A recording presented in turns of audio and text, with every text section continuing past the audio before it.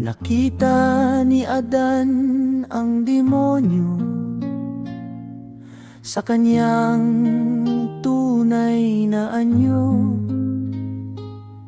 Pagkatapos inutusan ng alaya si Satanas na magpakita ng hayagan kay Adan sa kanyang sariling kasuklam-suklam na hugis.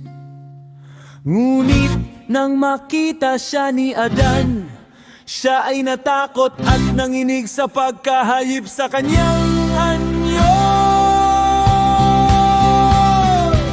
At sinabi ng alahayaya kay Adan, tingnan mo ang demonyong ito at ang kanyang kasuklam-suklam na anyo. At alamin na siya ang nagpabagsak sa'yo mula sa kaliwanagan patungo sa kadiliman, mula sa kapayapaan at kapahingahan tungo sa pagpapagal at pagdurusa. At tanawin mo, o Adan, siya na nagsabing siya ay alaya. Ang alahaya ba ay may itim? Ang alahaya ba ay magkakatawang babae? Mayroon bang mas makapangyarihan kaysa sa alahaya, abaya, awa? At siya ba ay maaring daigin?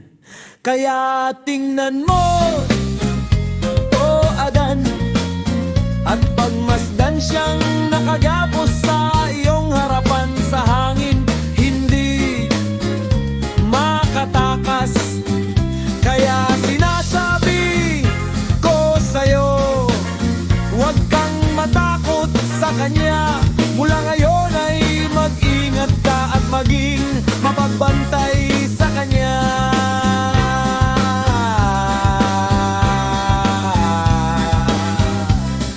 Sa anumang gawin niya sa'yo.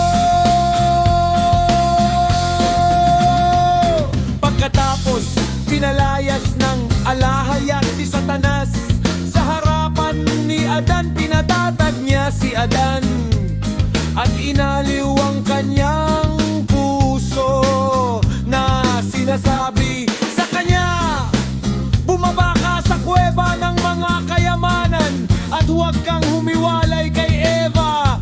Papanil ko sa inyo ang lahat ng hilig ng laman. Mula sa oras na iyon, ito'y umalis kina Adan at Eva, at sila'y nagtamasa ng kapahingahan sa pamamagitan ng utos ng alahaya.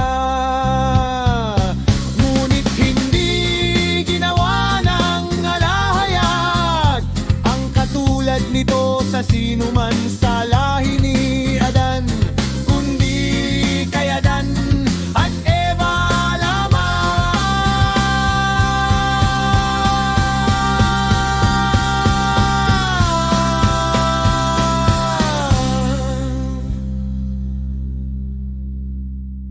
Pagkatapos sumamba si Adan sa harapan ng alahaya, abaya, hawa, dahil sa paglilitas sa kanya at sa pagpawi sa kanyang mga mahal ay nakita, at siya'y bumaba mula sa itaas ng kuweba at namuhay kasama si Eva.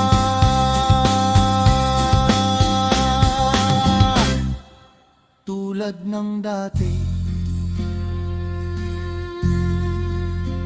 dito natapos ang 40 araw ng kanyang paghiwalay kay Eva.